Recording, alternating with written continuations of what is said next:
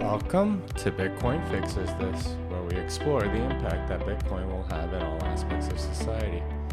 Today's guest is Troy Cross, professor of philosophy and Bitcoiner. We talk about science, academia, what's broken about the current system, and why it came to be the way it is.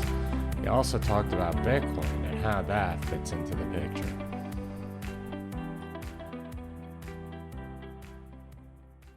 Troy Cross, how's everything going, man? It's going great. How are you, Jimmy? I'm good. Where in the world are you right now? I just got back to Portland, Oregon last night. I'm in my office. Yeah. Very nice. How are you? Where are you? Are you in Austin? I am. So you're in Portland. You know, I know they had some stuff going on a few years ago. Oh, yeah. Any of the residual consequences of that you're feeling still, or is it mostly gone? I think definitely we are still feeling it. And it's a combination of factors, the stuff going on. You know, we have a severe homeless crisis here, as we do along much of the 5 on the West Coast. And housing prices are very high. Not high relative to San Francisco and maybe Austin right now, but high relative to most of the country. And we had demonstrations that turned violent and destructive, and also which brought down, you know, the force of the law in a way that was really, really counterproductive from many of our perspectives. One of my students actually got abducted by federal Border Patrol agents walking home from a protest, hooded, thrown into an unmarked van, and renditioned away to a federal building and interrogated, his stuff searched. You know, it was wild. So it just felt really, really weird. And no, things have never quite returned to normal. In Portland, COVID wiped us out. We had a lot of restaurants closed down. We're bouncing back, but we've got a severe kind of malaise, I think, in terms of, you know, just people who don't have a place to stay and they're just kind of parked all over the city and trash everywhere. And it's we're not quite back to normal. Having said that, you know, the impression of Portland that you might get, even from what I just said, is wrong. And most of Portland is still one of the most beautiful, you know, cool places that there are. It's just not back to where it was a decade ago. I see. So I'm bringing you on this show because you're a philosopher, and we do want to talk about Bitcoin and everything else. But what do you make of what's happened in the last few years? Like, what's your opinion on, sort of like, as a philosopher, what's going on at a deeper macro level? I mean, I don't have a perfect diagnosis of what's going on. That's part of what's scary, is nobody really knows. But I do see trust and communications breaking down across different segments of society. And I see people kind of entrenching and doubling down and becoming more extreme across the board. And basically I'm an epistemologist. That's, you know, we study the theory of knowledge. And the way we have advanced as a species is the way that we've advanced in all other forms of life, which is to divide and conquer, to specialize and trade. You know, this is how cities formed. I don't know how to do all the stuff that you know how to do. You know how to do stuff that I don't know how to do. And so we specialize, become really good at something, and we trade for other stuff. And that happened with knowledge too, because all I have to do is look around my hallway here to see all of these specialists who knew stuff that I can't possibly know, because it just takes too much time to learn it all, given the advancement of human knowledge. So we specialize and we trade. And that system of specialization in trade, it's not quite like specialization in trade with goods, because with a good, you can kind of check it for quality. Whereas for knowledge, it's not easy to check. It's really not easy to check when it's highly specialized knowledge. It is if it's like, you know, somebody building a weapon, you use the weapon, it either works or it doesn't. But for a lot of knowledge, it's not so easy to check. It's complicated. And if you don't trust those intermediaries who you're trading knowledge with, the whole system breaks down, and you're back to building up your own system of knowledge from scratch, which sounds great, but is actually almost impossible given how much human knowledge there is and how it's specialized into all of these different crooks and pockets. So I guess what I see as a philosopher, as an epistemologist, this is me seeing through my own window, is a breakdown of trust in social institutions that allowed us to not worry about the truth about all of these little details in life and just trade for those with each other.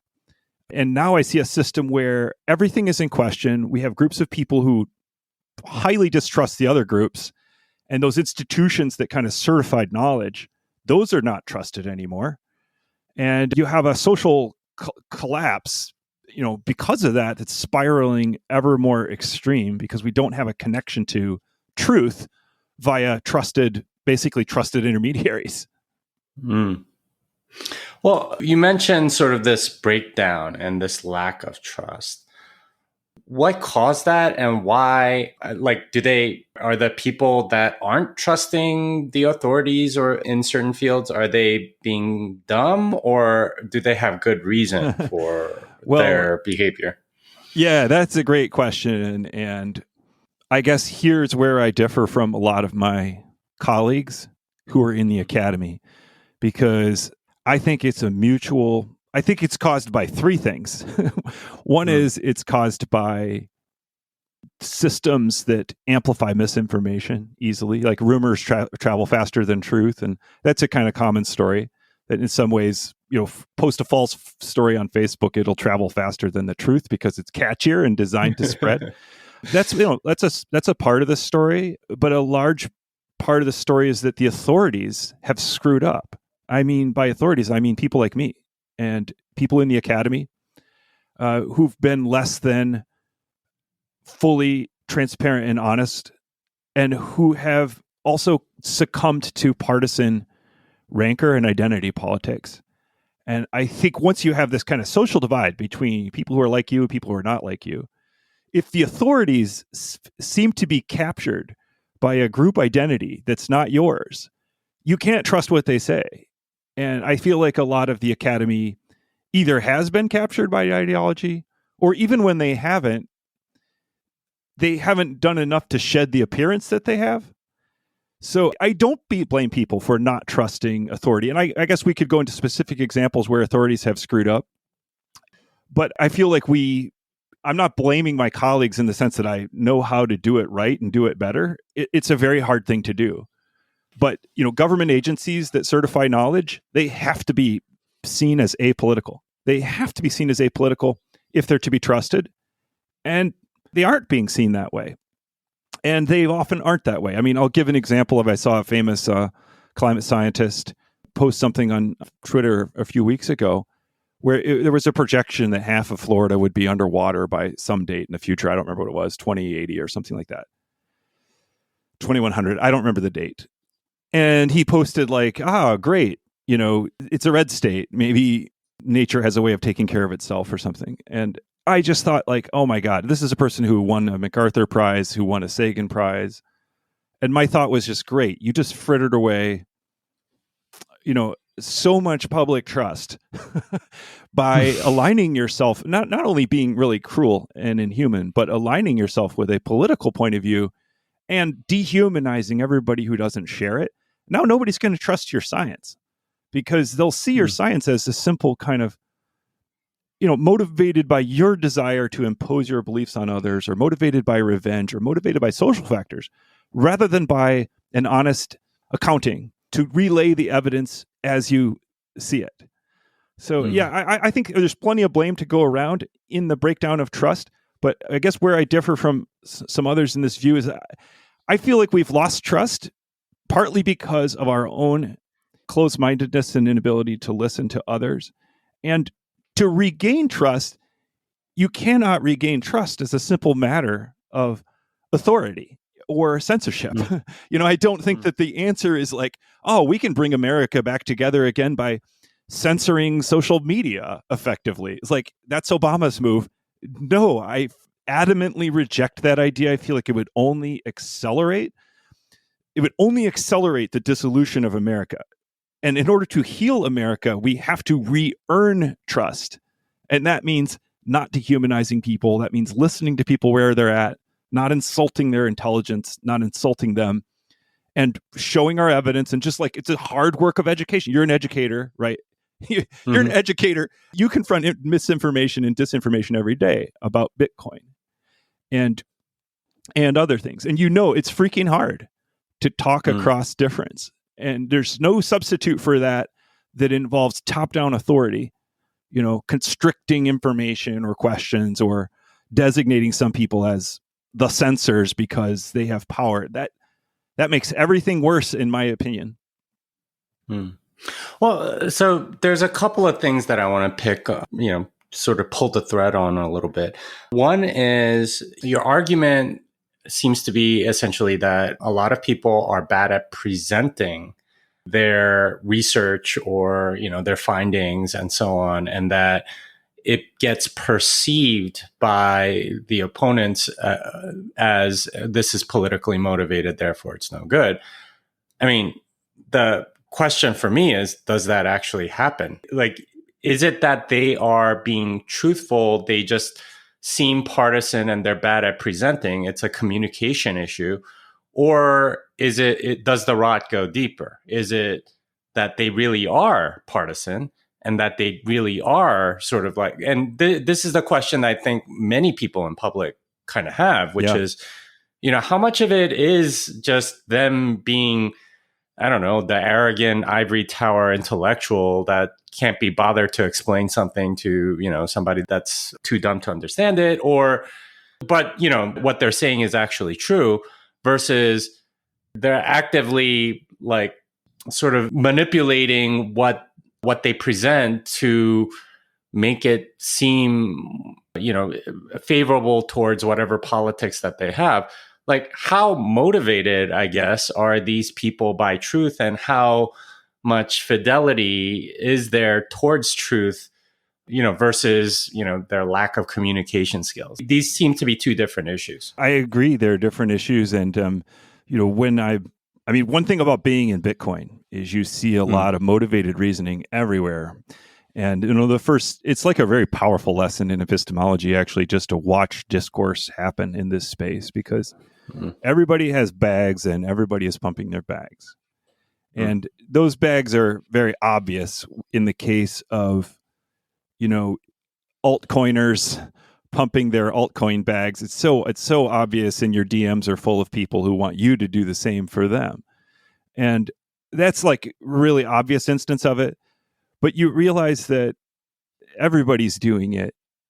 People pushing the traditional banking system and the dollar and traditional finance, they benefit from pushing that. And even people whose bags are merely reputational and historical. I think of a lot of the early economists who took a stand against Bitcoin and said it was worth zero seemed to be cheering for it to go to zero because it would make them right. You know what I mean? Their reputation is their bags. They don't have actual bags, but they have reputational bags or identitarian bags.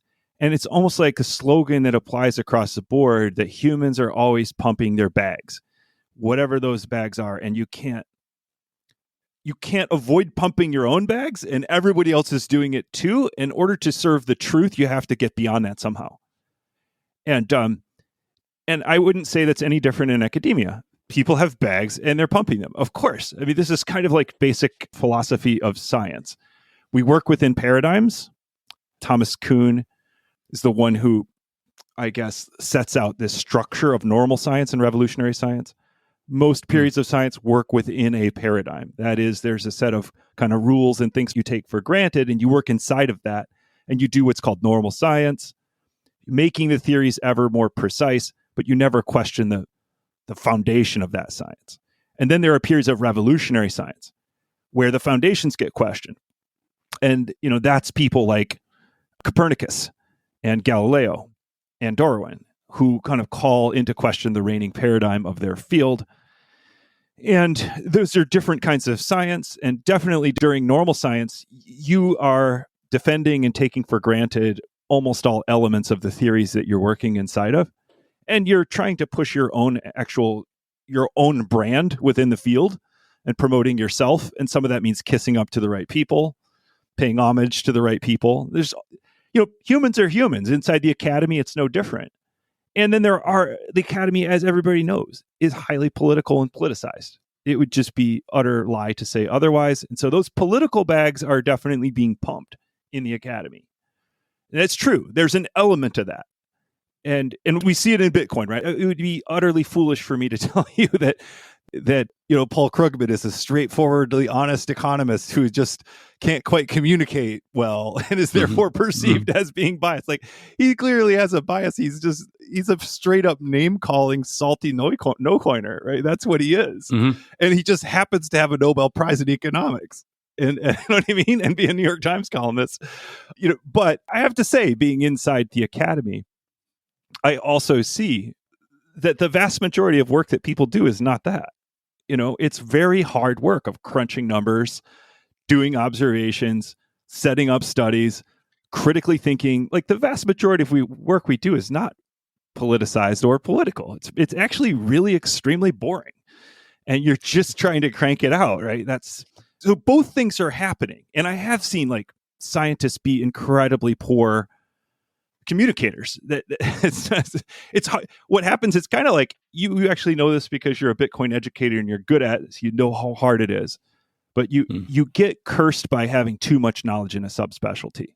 The stuff I work on the most, I have the hardest time explaining because I'm way into a world that has its own technical vocabulary, its own traditions, and I have forgotten what it's like even to not know that stuff. So it's really hard to put myself in the shoes of somebody who doesn't, and I see a lot of scientists in that frame of mind. So I think both things take place. I have to say, my wife is a infectious disease hospital pharmacist, and she, during the outbreak of the pandemic, spent, every day, all day, studying all of the treatments of COVID. As each study came out, she analyzed it. And then she broke down that analysis and shared it with her hospital team, university team, other pharmacists, doctors, other healthcare providers. Like, what is the best way we can treat this thing according to the data that's coming in, right?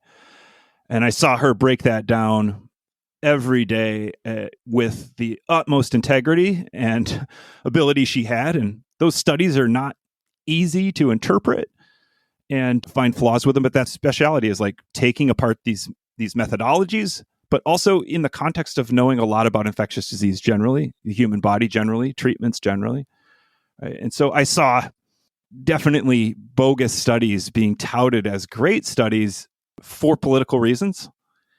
And I saw a ton of hype taking over what was actually the science. And I saw the value of being a specialist and actually spending your whole life studying something. And my wife's perspective throughout the whole thing was like, when it came to something like hydroxychloroquine, her perspective was like, we don't have any good evidence that it works. We have some preliminary evidence. It's totally not enough to make a clinical recommendations on the basis of it. And, her perspective was the same for ivermectin, for instance. It was like, well, there's some promising stuff, but not really enough to make a recommendation. And that reflected her sort of knowledge of all of these other drugs for other conditions that had been through exactly the same kind of one promising study, but it was flawed and it works in vitro, but that doesn't mean anything for whether it works in people. And, that entire context was missing. And it was really weird to see that day by day, just hard science done for somebody who just wanted to work on treating the virus as best she could, up against a political whirlwind of everybody speculating, people with no training at all, just kind of with very, very firm opinions, which she did not have because she didn't think the evidence supported it, So I've seen honest science and an inability to get it across. And of course, I've seen motivated reasoning in the academy too. There's plenty of both. Plenty of both, Jimmy. Well, that's a very long answer to saying basically it's sometimes one, sometimes the other. I guess a question for you, at least as sort of like someone outside the academy, is, well, then how do you determine what's one and what's the other? I think you pretty much said that, part of it is motivated reasoning and part of it is, just bad communication skills. how's a layman supposed to tell the difference? Because, at least in the field that I'm most familiar with, which is economics, it all looks like motivated reasoning to me. Like the entire department of economics at every university seem to be, justifying whatever government policies that happen to be. You hear about stuff like reproducibility crisis and with scientific papers like, oh yeah, it just seems like, okay, well, how true was this originally if you can't reproduce it? And, like if you have stuff like that, then, how are we that are outside the academy, that don't know these people, that don't have this technical language, how are we supposed to understand this stuff? I mean, this is essentially very much in your wheelhouse, since you're talking about epistemology of, how are we supposed to know things if there's this, maybe there are people like your wife that are very much, motivated by seeking the truth. But how do we, it's all sort of lumped together, in the quote unquote academy, along with, her and Paul Krugman, essentially are in the academy. How are we supposed to figure it out? I mean, I really wish I had an answer. Bitcoin is awesome because you can check everything yourself. We have this saying, don't trust, verify. And in Bitcoin, that actually works. It. You can inspect every line of code. It's open source. You can run it yourself. You could basically check. It's not easy, but you could check everything yourself. Some of what's kind of amazing about Bitcoin is that you can take apart FUD that has actually been published in peer-reviewed journals just by knowing the protocol. You can take apart Alex DeVries and Camille Mora, and you can take apart a lot of the sides of the FUD dice just by actually knowing how Bitcoin works and what it is. And that is awesome. There are sections of the world where you can verify. And obviously that's the gold standard, not to trust anyone, but to verify. But trust is unavoidable. You do have to trust people because human knowledge is too broad to verify everything yourself. I guess that's the news that I bear from the epistemology front. And if I had a solution which would allow you to avoid trust, that would be great. But the best thing we have, honestly, is the institution of science itself. Science is the means by which we minimize trust in others while maximizing the use of their discoveries. The replicability crisis, it's great that you brought that up. I mean, what that shows is not a failure of science, but that science, it does show that, but it shows that what you need to do is replicate more studies. When you push into why that crisis happened, there's a bunch of different causes. One of them was flat out fraud, certainly. One of them, that happens a lot in science. There's a lot of fraud in science. One of them was that more extreme results tend to get published because they're clickbaity. Only surprising things get published, not boring things. And if you just publish a bunch of surprising things, then statistically, you're going to publish outlying experiments that aren't reproduced. One of them was the reliance on a certain kind of probability theory, frequentism, rather than Bayesianism. And one of them was having insufficiently high standards for statistical significance. So there are a number of different causes that we've identified. And another one is just like not funding studies that simply replicate other studies, like those being boring again. And so we kind of learning on a meta level. Actually, I have a colleague here at Reed who's in the psychology department who's done a lot of his work on this replication crisis. And basically the discipline has to learn from it. And I hope that actually Bitcoin is a lesson for economics. And I hope there will be a retrospective, like how did we miss the rise of this multi-trillion-dollar space? What was it about our discipline that blinded us to it? I hope they'll be asking those questions. Just as following the 2008 crisis, we saw the emergence of behavioral economics, in part in response to like, how did we miss this? And it was like, we're too wedded to efficient markets hypothesis. And we were missing this irrational element of human behavior. So let's incorporate it into our discipline, right? So just sorry, I'm giving you another long answer to your question, but no, I love long answers. So keep going. Yeah. The short version is, I wish I had a way to sort through all of human knowledge and not trust the system we have. But the best system we have is science. And that's the system that's kind of breaking down, because that's the system that is proven to be untrustworthy in a way. And so all we can do is, on the inside in the academy, is work as hard as possible to reestablish that trust, do better, learn from our mistakes, be better at listening, be better at communicating, and more honest when we get things wrong. All we can do is do better. From the layperson side, I mean, you just can't have a really high credence value about a lot of things that you maybe thought you could if you're just trusting everyone. If you can verify, that's great. Definitely skepticism is warranted. If it's something that could be politically motivated, skepticism is warranted. For me, I still think science is the best thing I have to go on for the vast majority of issues. And I do defer to my colleagues, and despite the fact that it is politicized and I may be getting it wrong some of the time, because I don't think the better option is like checking with your local in-group leader and asking them what they think. Because I don't think that's a better system than science. There's a huge replication problem within cults and identity groups. They don't experiment at all, and so they don't have repeated experiments at all. So you know what I mean? There still isn't a better alternative. I wish there were. And I make an exception, Jimmy, for the stuff where you can check for sure, like Bitcoin, and the stuff where it is clearly politically motivated, which you do see sometimes, right? And then you just kind of have to write it off.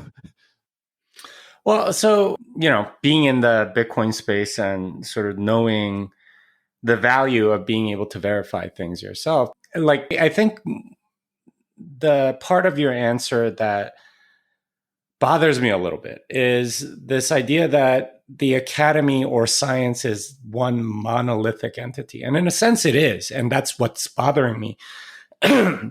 It's this, they seem to sort of claim a monopoly on that knowledge. And yes, there's, scientific protocol and the scientific method and all this other stuff and standards or whatever.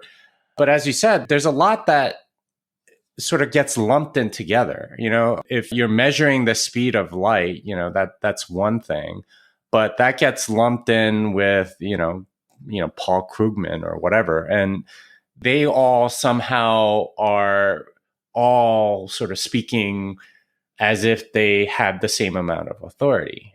And, I was a math major and everything else. So for me, it's a lot of the sort of purported things that they say, like, I don't know, maybe this is a bias, that people like me have.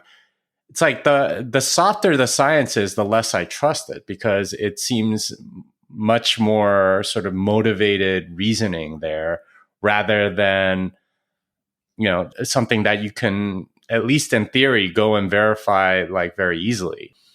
And there seems to be sort of like a purposeful obscuring in many ways, especially around something like economics, which is extremely political. But, even stuff like sociology or psychology or something like that. I don't know. What do you think of this idea that it's the edifice of academia is too big, and that maybe that there's, there needs to be more competition or less of a monopoly, or thinking that it's one giant monolithic entity or something like that? I agree on everything you just said. I don't think there's a bright line between the hard and soft sciences, but I agree there's a spectrum, and it gets easier and easier to let social factors influence your beliefs the farther you go on that spectrum away from mathematics, which is like the gold standard. And funny enough, the discipline that would study that is sociology. You know what I mean? That's the discipline of like how much infection of your beliefs and results come from. We need those disciplines because we are all human. And what we are seeing essentially is this big breakdown in social epistemology. It's a sociological problem that we're encountering. And to some extent, it's always been there. It's been obscured. It's like with the decentralization of opinion and belief through social media, we've kind of exposed a lot of heterodox opinions and given them more airtime. It's not like there weren't all these heterodox take. They just didn't make it on the evening news, and there were only 3 channels blaring the evening news, right? So I agree. There's a spectrum. number one. Number two, another point you made I completely agree with is that the academy is not a monolith. Even within disciplines, there are heterodox wings. I have to say my colleagues here at Reed in the economics department have been very supportive and helpful for my own thinking through what Bitcoin is and whether it's valuable. I mean, I think they have generally Keynesian leanings, like all, like from our perspective, like the whole discipline does.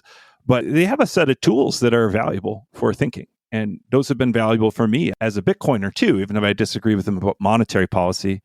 I think the discipline has made a lot of, discoveries, and there's a lot to be learned from it, even if one disagrees about and so you go inside econ and you have, different schools of thought, as you know.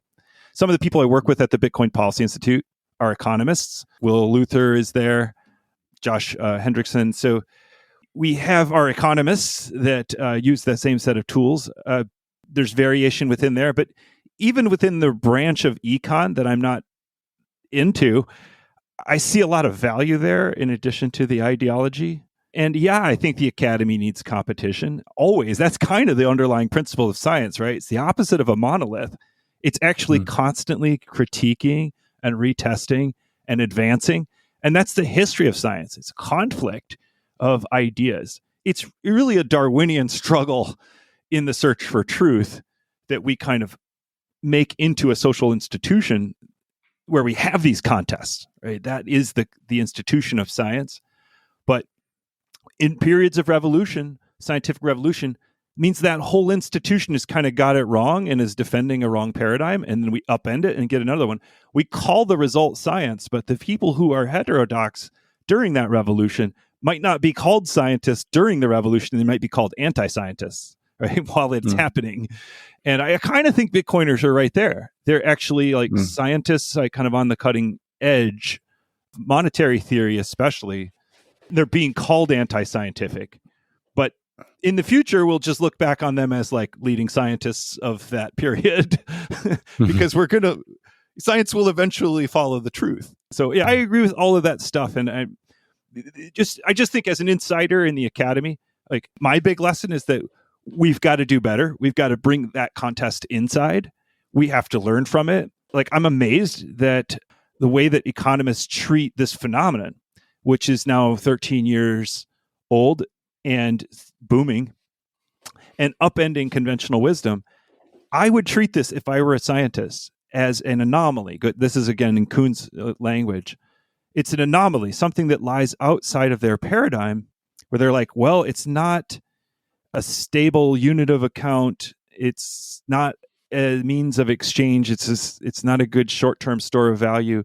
So it can't be money, but its only value is if it is money, therefore it's worthless. Like that's the conclusion. And I've heard that from a number of economists. And then they watch this thing just violate that reasoning in real time, empirically. And I think that's like a great moment in the history of science. That's like finding astronomical phenomena that you didn't think could happen. Or you mix some things together in a test tube and you find some new reaction that you had never seen before. And it's like, okay, time to revisit the theory, retool it, and figure out what this phenomenon is. Because ultimately, economics is an empirical science. It's supposed to, even though a lot of it happens within theoretical assumptions, ultimately it's supposed to be useful in explaining economic phenomenon. And here's an economic phenomenon, explain it. Right now, the discipline has no explanation for it. So I think it's a great moment for economists to, seize on the puzzle and try to solve it. Oh, so I'm a little bit skeptical of this ability for it to sort of revolutionize the academy, I guess, even on a longer term timescale. Because of, like the way you presented it, it made it seem like, okay, well, there's, differing opinions all the time. And, whatever is true actually wins, especially in something like economics. That doesn't seem to be the case. And we get stuff like the science says, and that sentence shouldn't make sense given how you describe science, which is a competition where, this thing that describes, reality better should win, but Instead, this other thing wins. Yeah. And that phenomenon shouldn't be possible. And, especially with respect to Keynesian economics, you had something like stagflation in the 70s, which, if it were true that they were actually self-reflective and trying to learn the truth, then they would have abandoned some of the, ideological or whatever their science says about this being kind of impossible. They would have come around and come up with, a different theory or a different paradigm that would explain that phenomenon. But instead, it's more or less been going further in the other direction, which is we need to defend whatever the economists at the Fed are doing and say that it's good, or you're not going far enough. In the case of Paul Krugman, it's almost always you need to inject more money into the economy, and you need it seems extremely motivated reasoning and not at all based on truth. So as somebody sitting on the outside, I totally get why people don't trust the monolithic thing, because it's presented a certain way, and it's like, okay, you either accept the whole thing or you don't, and there are clearly things that are wrong. So do you blame people for rejecting it? No, I don't. And what you said about the way that the discipline is reacted to being wrong is exactly right. They're kind of doubling down, not seeing their errors. And that's also common in the history of science. So, econ is different from physics, but, Galileo was put under house arrest. And basically the church then was the academy now. Maybe people in churches and the academy will reject that comparison, but the church is where knowledge was seated. And at that time, there was no conflict between faith and reason, because they were because Thomas Aquinas was the philosopher of the Catholic Church. And he saw one branch, science, as natural theology and the Bible as revealed theology. And so he didn't see any conflict there. So they were the academy. When someone violated their beliefs, they put them under house arrest and tried to silence their books. And I think science is doing something very human and similar now in trying to squelch out heterodox opinions. But it takes some time to come around. And the difference is that in econ, you can kind of, by shaping the narrative, you can make it come true. Like, I feel like part of the goal of the elite Bitcoin haters in econ, and I have somewhere a list of all of them. I've combined like a list of all of the econ sourced Bitcoin hate.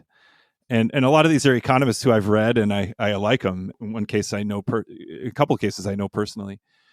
I feel like what's going on is really weird here and different from the physics thing, because, the church couldn't make the sun go around the earth, but the economists actually kind of can make their prediction come true in some ways, because they control the instruments of money itself, and they shape the human behavior, both through institutions of authority and also through their voices.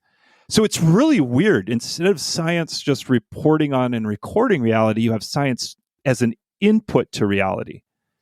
And that's what's different, right? Like, I see Krugman doing his best to make his earlier prediction true.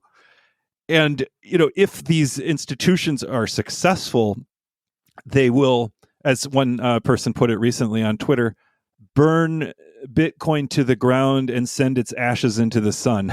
That's their goal. And I don't think they're going to succeed in doing that, because, honey badger don't care, and et cetera. But that's kind of the goal. They have an action-oriented goal rather than a knowledge-oriented goal. Like, basic epistemology is matching your mind to the world by conforming the mind to the world. The direction of fit is world to mind. Mind to world. You fit the mind to the world.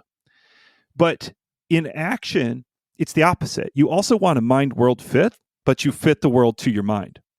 And I think, the history of science, the goal of science is to fit your mind to the world. But what we see with this kind of motivated reasoning in certain subsections of science is actually change reality so that it fits what you already believe about it. that's weird, and I don't really consider that to be part of science. That's part of politics or something. You know what I mean? Like, make the world how we want it to be. And I see economists like Krugman stepping between these two roles.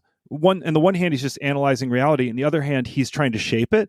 And what sucks is where you can't tell what he's doing. Like, if I always knew which one he was doing, I would be like, okay, totally dismiss the Krugman who's just trying to shape the world, the salty no-coiner Krugman, but listen to what he has to say when he is trying to describe the world. But in truth, they're not distinct. His descriptions of the world are shaped by the way he wants the world to be. And I guess, I agree with everything you said, except that in the long run, I do think that the truth wins out, and these lame attempts to control it will ultimately fail, although they might succeed in the short term. And I mean, I think at some point it just starts looking really foolish. And I feel like the stagflation is a great example, but we haven't yet reached sort of the pinnacle of the failure of this way of thinking. And maybe it comes with something that most economists probably reject, but maybe it comes with MMT. And once we get like full MMT with a CBDC, with regular payments to all citizens, then a complete collapse, then you get people rethinking the whole paradigm. Wait, where do we go wrong? But it has to get pretty extreme. Yeah, it does have to get kind of extreme, doesn't it? And that's the part where I'm pretty pessimistic in the academy's ability to correct itself. Because as long as it's within certain bounds and it's plausible, there's no paradigm shift coming. And as you mentioned with respect to the history of science, it has to get pretty bad before people will give up a certain thing. And it's only at that point that something changes. With something like economics, it feels like it's never going to really come to that. I really hope you're wrong, but I won't say you're wrong. But I desperately hope you're wrong, and we can react to things. And one of the sayings also is that these things don't happen until a generation of scientists dies off. That's another saying, right? And there's always this urge among young people coming up in the field, like they learn from their elders, but then they're always going to attack their paradigms. So it's probably, if I had to guess, I would say there are some people who are in graduate school right now at the best institutions who are paying homage, they're paying their dues, but in their head, they're starting to question these orthodoxies, and they are going to overthrow them in brilliant ways that we can't even anticipate, because they're going to be fully versed in economics at MIT, at Stanford, at Princeton. And then it's going to be like, they're going to like want all the, because there's a lot of glory for whoever does it. There's a lot of glory for whoever makes that transformative move. I wouldn't doubt if they're a student at one of those institutions right now. Pure speculation. I'm skeptical of that particular line of reasoning for this reason, especially in something like economics. You don't advance unless you like essentially conform to that particular thing, particular paradigm. And if you do sort of like flip that paradigm, then you've essentially like argued yourself out of a job. And this is the thing that we've seen in the academy over the past 50 years, especially in the social sciences, is that they get way more conforming to the like political ideology. I think something like, 0.1% of, social science professors are like Republican, something like that. They're all very much on one side of the spectrum.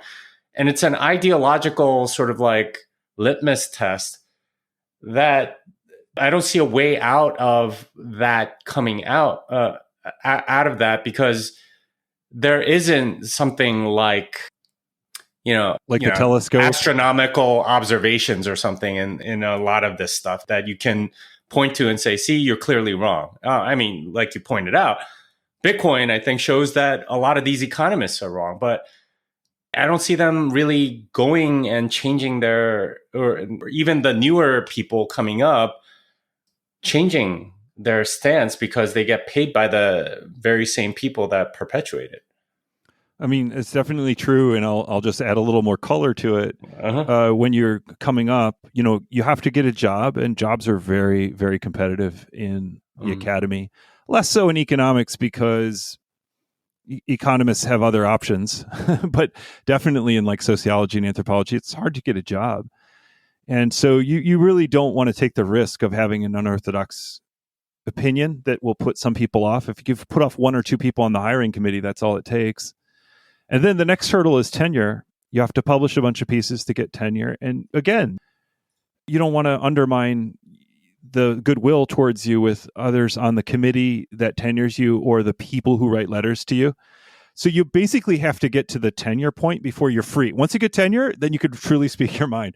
But to get tenure, you have to go through, what it may be 8 years of graduate school and then another 6-7 years of pre-tenure work. So you're at this point, you're 15 years into faking someone you're not in order to speak your mind. And that's only getting longer, right? Because it used to be that you could get an academic job right after a PhD. Now you have this like 8-year postdoc wilderness that you have to go through. That's right. There's postdoc wilderness. So it's like by the time you get tenure, at that point, it's this kind of an Orwellian or Solzhenitsyn point. But by the point you get tenure, you've already been socialized into conformity over decades.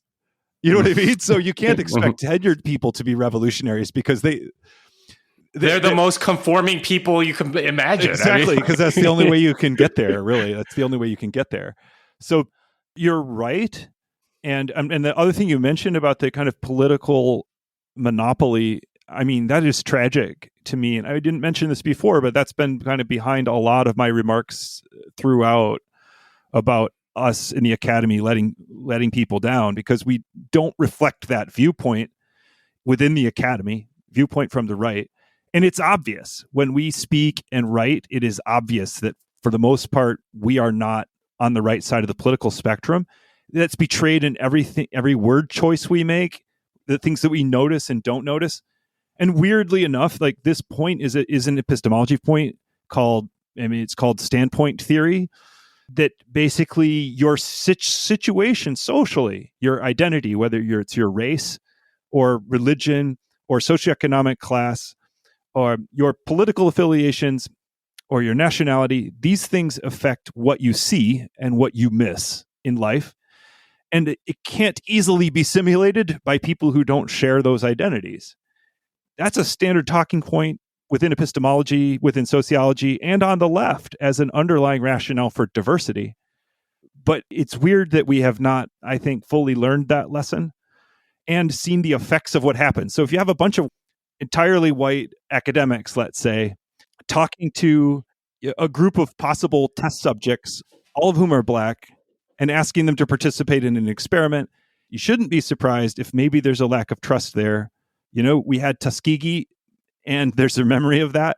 And it's like, okay, but you expect an entire population, half of whom has a ideology that you consider to be wildly immoral, to trust what you say when that ideology is completely unrepresented in your ranks.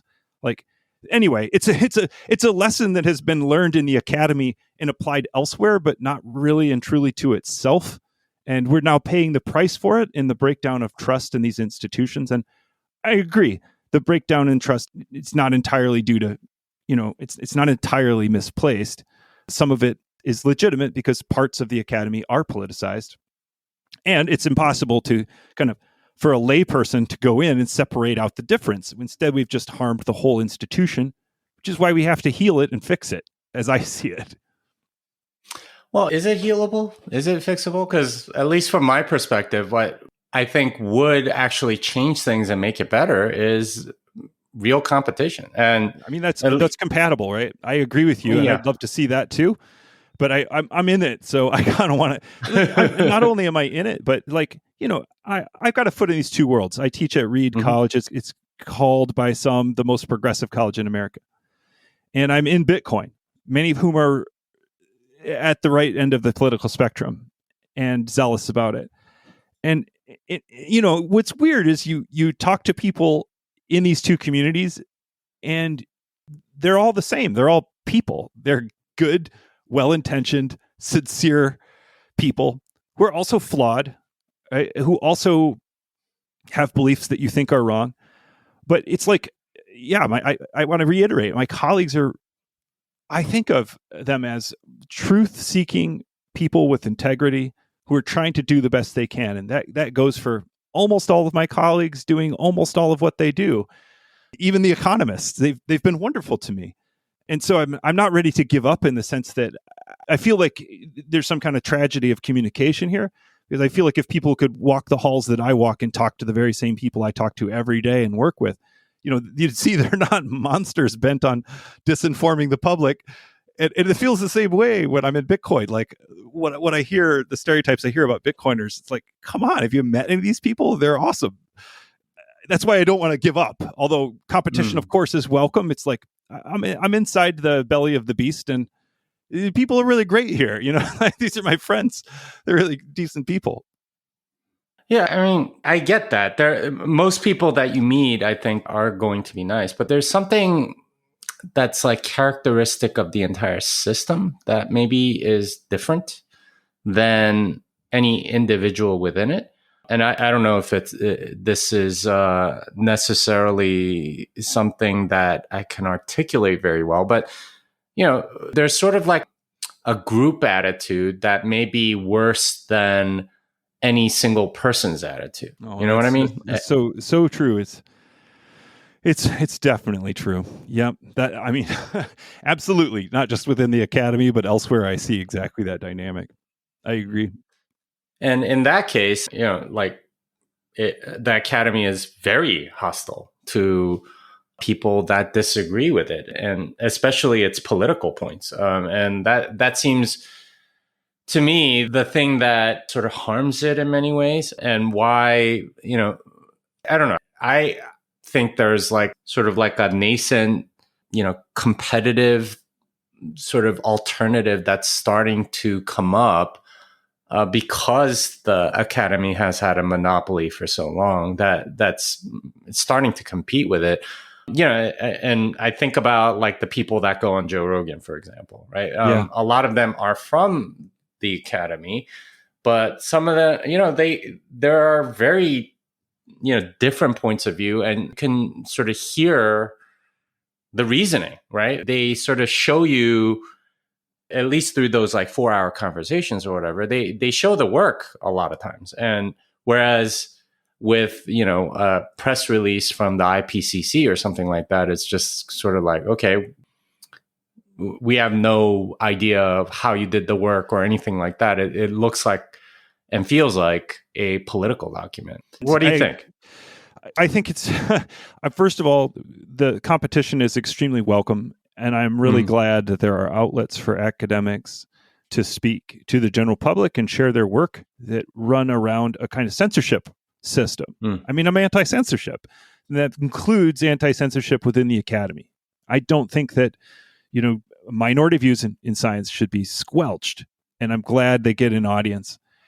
I think it is difficult for lay people to evaluate some of these arguments because they do take a lot of training, and that's not something I like. It just feels like, well, man, some of this stuff is really hard.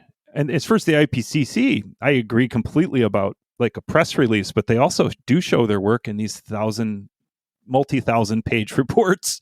That is definitely proof of work. They have, it's not just, I hate these like letters. I hate group letters in general. I've made it a policy not to sign any group letter of any kind. Hate group letters because they're basically appeals to authority. And I don't like that. But I do feel like these groups do actually, when they do issue a report, like there it is, every single footnote, every single source, all of the data. That doesn't mean it's unproblematic, and if you read the reports, actually, they're much better as science than the releases and then the letters that people sign and then the journalism that's written about them. Right? Generally, when scientists are speaking in their, not just only in their own voice, but in the context of a scientific article, they're showing their findings. And part of that is also owning up to what their findings don't show. And some of that is like a confidence interval on what they've found, where How certain are we of this? Where could we be wrong? I mean, that's the stuff I like, actually, in science. But I agree with you. Basically, if there is censorship within the academy, and there are bright people who have different ideas, and there always have been in the history of science, and there always will be, whether that's like washing hands between babies that you deliver, or whether it's ideas about electricity, or whether it's somebody in a working in a patent office who has an idea about space and time themselves. And the history of science is full of outsiders with new ideas that challenge orthodoxy, and they either find their way through the institution of science or independent of it and are eventually vindicated. And I'm glad those outlets exist, and they must exist. And if we become more and more like uniform politically and within the academy, we are only enhancing the build out of those other institutions. I mean, the same goes for education as a whole. And I have to say, even though I'm in this business, I think our college charges something like $75,000 a year for tuition. I mean, this whole kind of industry, it's been propped up by funny money. It's created a massive student debt crisis, and it has veered very far from the way of thinking of most people in the country, or a good number of people in the country. And in some ways, it's very vulnerable. It's very expensive. It is laden with layers of administration, and it can be disrupted. It could be disrupted on this kind of sailor academy front of kind of scaling up education with technology, much of which is free, and it could be disrupted on the research side by an alternative institution. And so, I mean, that's great. That's just competition. And I think that the academy will either adjust, it will do a better job of communicating itself and providing value, it will do a better job of incorporating heterodox views, minority views, giving voice to them, giving critique to them, and communicating about them, or it will lose in this competition. It's just like competition on the monetary front, right? We will see if education is a shitcoin. The market will decide ultimately. Well, that's a really interesting thing to think about, because it is sort of like based on education, right? Like the academy, but obviously $70,000 a year, people are starting to opt out. All this funny money that's funding it. It does, it is being questioned, and seems like, I don't know, like the beginning of the end maybe of the academy. And I think certainly for a lot of people, they welcome that. What do you wish we could keep if it were to sort of collapse? Yeah, it's kind of collapsing in the middle of the kind of spectrum of price. Harvard's not going to collapse. Princeton's not going to collapse. Swarthmore's not going to collapse. And also your kind of local community college and state school won't collapse, because they're serving economic needs locally in the community, and they're run on a shoestring. What's going to collapse is kind of stuff in the middle. It's not going to serve the 1% in the society, and it's also not serving people who are strapped and local businesses. Those will collapse. And I think that's sad from the perspective of, I know a lot of people at those institutions, but economically it's kind of, okay, that's just going to happen. In terms of what can survive, I don't know. I think about my father's old institution, which was University of Wisconsin. Actually, when that university was set up, its mandate was to help the legislature settle questions of fact, which would enable them to make wiser policy. The institution was supposed to be like a truth machine. It would produce truths that you could then make good law on the basis of. And I think the history of our society in the U.S. bears witness to the success of that mission. State universities in particular funded a lot of basic research. Some of it was funded through the government, through DoD. But that basic research set up the United States to be a powerhouse economically worldwide. And we had a more informed citizenry as well. And I think that's been a positive for our country. On the whole, I'm an educator. I believe in education. I think it's great to spend some time in your youth, especially, exploring life's great questions, like tapping into the best of human knowledge from the past and creating things. yourself, whether that's art, music, or intellectual product, doing science yourself. Like, I believe in this. I think this makes us a better citizenry and a better country and wealthier. I hope that core value is not lost, even as the economic institution of which is, I think bloated and somewhat the result of misallocation of resources. Even as that shrinks, I hope we hold on to the core values of an educated citizenry and informed public policy and cutting edge scientific research that undergirds an industrial leadership in the world. Ultimately, I believe in science. I believe in the power of knowledge. And I think we've benefited from it. And I hope we don't give that up just because the thing has become politically captured and economically bloated. I don't know. From my perspective, I'd like to see a lot of, especially the social science stuff, which I don't think adds any value whatsoever, go away and maybe put into different institutions. Because to me, that's not really learning. It's indoctrination. A lot of I hope you're wrong and it can be done better. I think this conversation exactly, is already sociology. And it could be no doubt that there exists such a discipline and that it could be done better.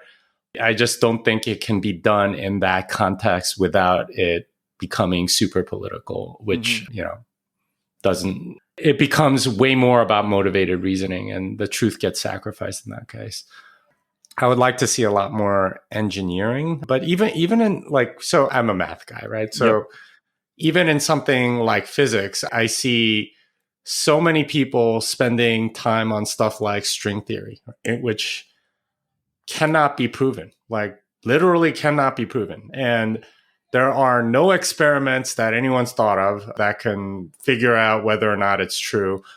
But there are hundreds, if not thousands, of PhD dissertations, entire departments full of people that are thinking about that stuff rather than actually trying to figure out what reality is. That to me is just sort of like mental masturbation. And that's what a lot of this stuff tends to go towards, in large part because of this sort of rent-seekiness of a lot of these positions where, if you can't be proven wrong, then you don't have anything to worry about.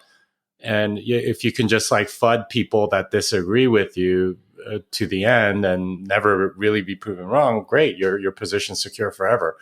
That seems to be how the academy has progressed, and I don't see how it can really reverse that because of all of the funny money, as you say, that sort of props all of that up. They want those positions not so that they can seek truth, but because it's a good rent-seeking position.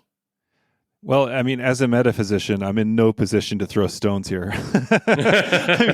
I do remember picking up a book in a bookstore in New York once by a Columbia professor called Not Even Wrong. And it was about string theory and its inability to be falsified. I think there's something. So I will say this. My thinking is rooted in the history of thinking. It's rooted in the history of philosophy. And it's very hard to kind of impose a test of testability or meaningfulness, or that is what I was saying before about that bright line between the hard sciences and the soft sciences. It's very hard to impose that. And we've kind of learned that historically because we've had movements in philosophy that tried to do it, namely the logical positivists. And a lot of what I hear within physics, especially physics that rejects string theory, reminds me of logical positivism. So, for instance, somebody in the physics department, who used to be in the physics department here, told me, well, if something isn't falsifiable, then I'm not interested in it because it can't be false and it can't be true and it's not meaningful. And I just said to them the thing that I learned from the history of logical positivism, which is what about that thing you just said? What you just said is that if something can't be tested, then it's not true or meaningful. Well, then what did you just say? Was that true? Was it meaningful? By your own lights, it's neither. So why the hell did you say it? What were you saying? We can't avoid, in a way, even the dismissal of everything that's not testable is not testable. Life is bigger and thought is bigger than just the realm of the testable. And I would like to leave a little bit of space for it. And I think we see that in Plato and Aristotle and Jesus and, like in the entire history of thinkers. But I agree that it is uniquely, when something's not testable, it is uniquely vulnerable to motivated reasoning, political influence, and rent seeking. I like that you use that term because totally right in the sense that you can kind of build a fiefdom that is untethered from reality in a way. That's a kind of vulnerability and a possibility that's left open by something being untestable. And I mean, the person I like on this is another econ hater of Bitcoin, and that's Nassim Taleb. I mean, he's great on this. He's great on this. This is the IYI category. And this is people who don't have skin in the game. And, I see that everywhere. I mean, I am an intellectual yet idiot, and I am somebody who doesn't have skin in a lot of the games that I write and think about. But I found Taleb just absolutely hilarious on this stuff. I mean, he's dead on. He might be wrong about Bitcoin, but I think on IYIs, I think he's very accurate in that, they like, what are these people doing? And are they really doing anything? I don't think he's, as far as I know from his books, he's ever really said that the cause of this is really sort of like this weird monetary rent-seeking phenomenon, which happens almost everywhere from what I can see. And it does sort of like add a lot more motivated reasoning to which results in this behavior. But that, I mean, I think about it a lot as a philosopher. I feel like I'm entrusted with not wasting people's money. Whether that's my students' money and it's tuition, or whether it's state money if I'm working for a state institution. There's a great deal of trust, because I could just engage in what you called mental masturbation. I could take up problems that don't matter and just crank out papers on them and possibly get them published and, make a life out of what isn't actually valuable. And so it's a structural vulnerability, but I take it as a matter of personal responsibility that I should not do that, and that I should only take up questions that actually do matter to human beings and to human discourse. And of course, there's never going to be uniformity about that. And of course, a lot of things that seem to be wasteful turn out not to be. And you must know this as a mathematician, right? A lot of mathematical discoveries are made purely for the enjoyment and beauty of their discovery, and yet they eventually prove to be useful. And, human beings... All right, the word useful is doing a lot of work in that sentence. Well, that's right. I mean, that's right. I mean, who gets to even say what useful is? Like, I think to some extent, mathematics is its own end. And discovering new mathematical truths is like discovering more of space. That is useful. Just like that, that's part of what it is to live a full and rich human life. And I feel the same way about poetry. I feel the same way about philosophy and music. They're like, studying these things is in and of itself valuable, not only for what comes out of it. Right. So I feel like if we abandon that entirely in the free market, another institution will arise that fulfills the human need to study and produce in depth these quote unquote useless things that are nevertheless part of a fulfilling existence. Does string theory really do that, or quantum computing, or cold fusion, or all of this stuff that honestly we've wasted way too much money on, way too many resources on, that really haven't produced anything for many decades, and for some of this stuff, and seem to be sort of very ripe for rent seeking. Well, it's kind of like startups and VC. It's like you're going to have a lot of excess, and you're going to have that one winner that pays off huge. And cold fusion is not paid off. Take just fusion generally, that hasn't paid off either. But if it does pay off, it's energy on a vast scale that pumps us up the Kardashev measure. So it's like, oh man, and everybody I've talked to about it says we're 10 years away from with enough investment. And of course, they've been saying that for the last 40 years, but it's like, it's hard to turn down an investment because the potential payoff is so big. And I don't know about string theory. Honestly, I can't Well, speak to that. but this is sort of like the flaw of academia, which has essentially become financialized, in my opinion, which is that money solves everything, right? You just pour more money into it, and we'll have more knowledge in this area. I think string theory is proof that essentially what happens is you pour a lot of money into it, and it goes to useless waste, right? Like this is true of education as well, where they're like, okay, if we just put more money per student, their thing will improve. It's this sort of like meta assumption about the role of money in everything, which is that if you just add more money, it'll improve X. And that's just not true. It's way more about the systems and the people involved and how they operate and the incentives that you give them. If you just pour money, it almost never works, like from an economic perspective. Yeah, I mean, I certainly agree with you about a lot of those cases. I mean, some things, however, require a lot of funding. And we learned this in physics, basically following physics radically changed as a discipline because of World War II. The search for the bomb. We went from small physics to big physics. In the 1930s, you could gather all the leading physicists at one conference in the world. Physicists didn't have a lot of money.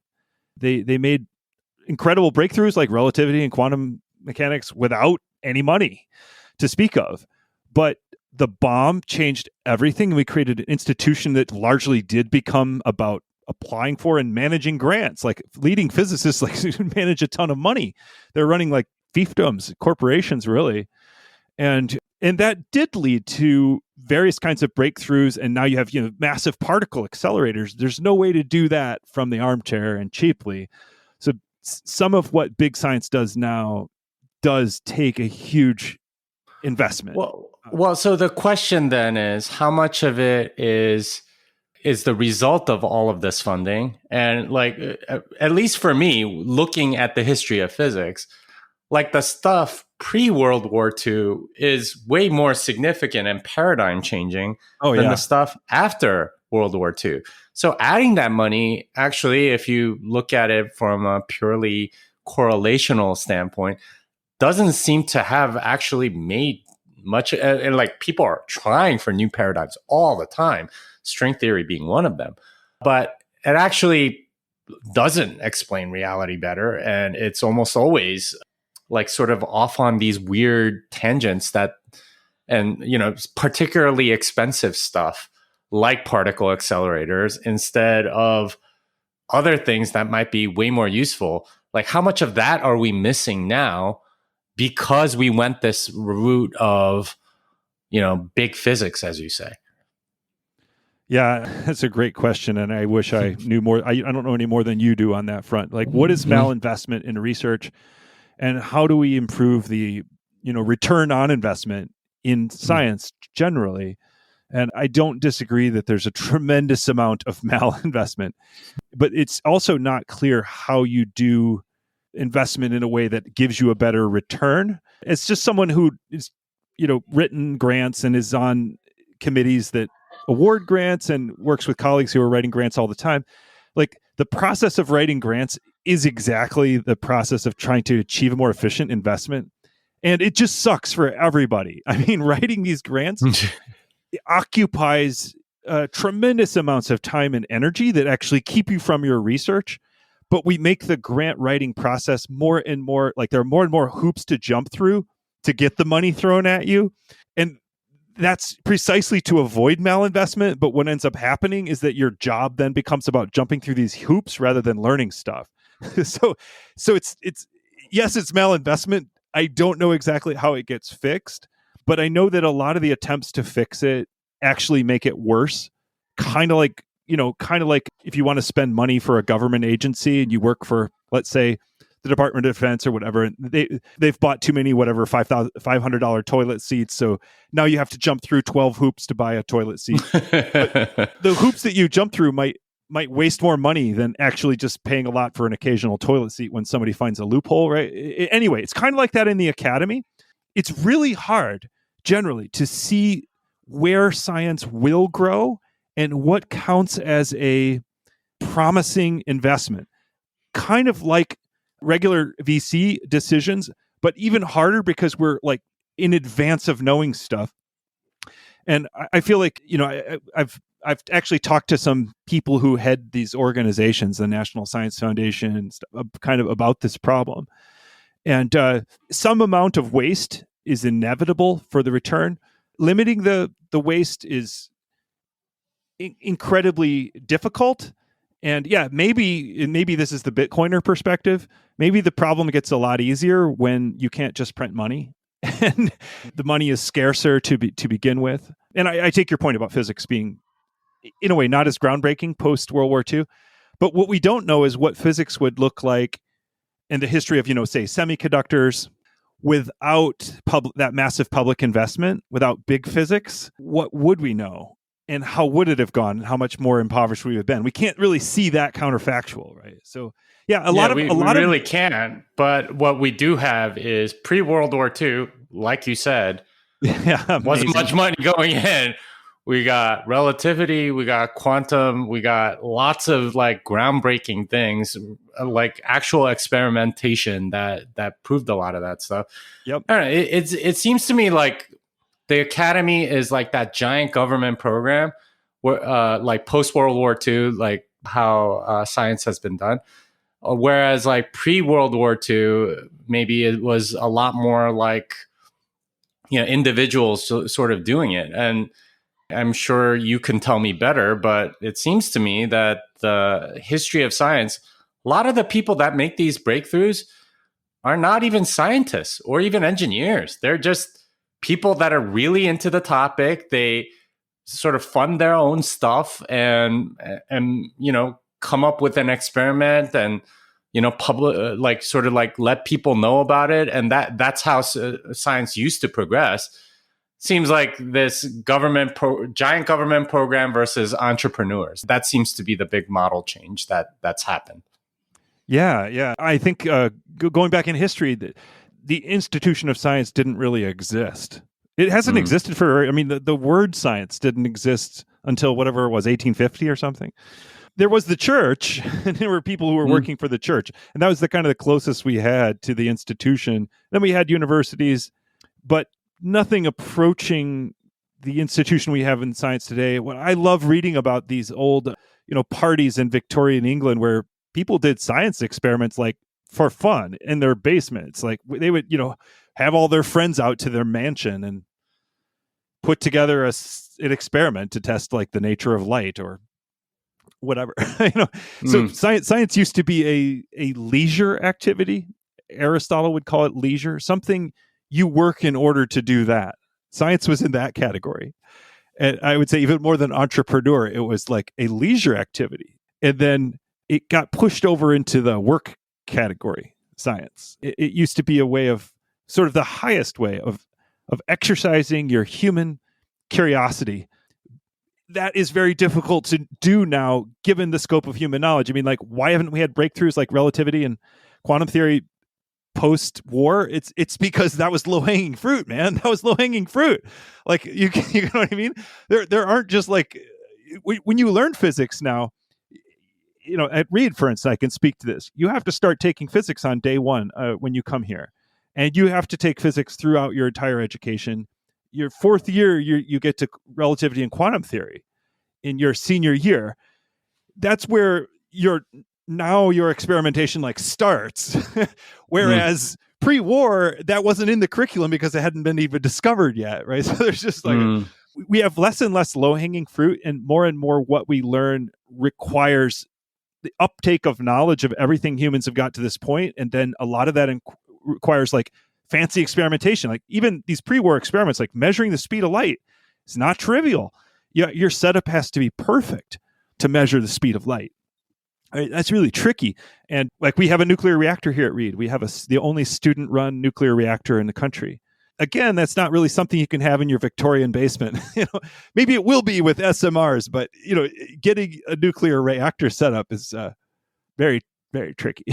So science has advanced far enough that amateur discoveries are very difficult. And it's one of the things that's so cool about Bitcoin. And one of the things that amazed me coming into it was a place where amateurs could just seriously roll out of bed and make contributions. You could make a commit without having a PhD in computer science, right? You could make a contribution, and it was incredible, or to the general discussion. And I believe that's true across, of course, a lot of areas, but in a lot of areas, it really is not.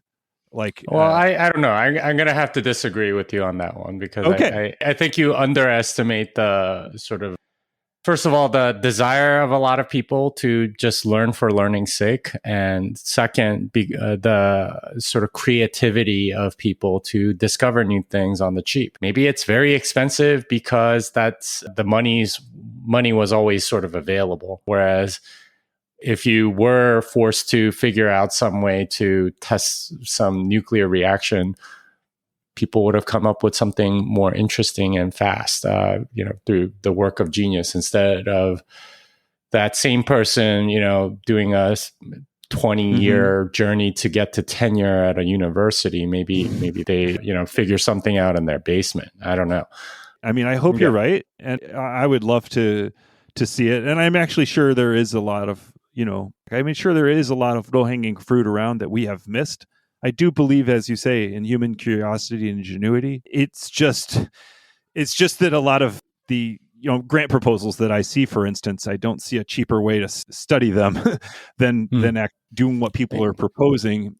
Maybe that's my own lack of imagination, but I don't see it. If you don't have a grant thing, then people just do it on their own, right? Like, and do it smaller, or maybe there are rich people, like the old Medicis or whatever, and instead of sponsoring art. You see academics around the world that are incredibly resourceful, which are at under-resourced institutions. Sci-Hub means we can share scientific papers for free, basically everywhere. Yeah, you do see smart people around the world with institutions with fewer resources kind of doing the best they can with what they have, and it's pretty cool. You're right. That does exist already in a way, just from underfunded places. Well, this has been an interesting discussion about epistemology and science and all that stuff. Where can people find you? Where can people contact you? Yeah, this has been an interesting discussion. We haven't even really talked about, what I've done in Bitcoin and stuff. It's fine. People can figure that out by following me on Twitter. I'm at the Trocro, TheTrocro. I'm also a fellow at the Bitcoin Policy Institute, BPI, where I'm writing mostly about mining and energy. And let's see. I'm at Reed College. I'm in my office right now, but I'm actually on a leave right now, unpaid leave, just to work entirely on Bitcoin and explore this space. So I have a foot kind of thoroughly in the Bitcoin world. And if you want to contact me to talk to me about particularly issues on energy, but really anything in Bitcoin, I'd love that. Feel free to reach out through Twitter DMs. All right. Unchained Capital is a sponsor of this podcast. I'm an advisor to the company. I know the team well, and I'm excited for what they are building. If you need multi-sig, collaborative custody, or a Bitcoin native financial services partner, learn more at unchained.com. Well, that wraps it up for this episode of Bitcoin Fixes This. Troy Cross can be found at the Trocro on Twitter. Until next time, fiat delenda est.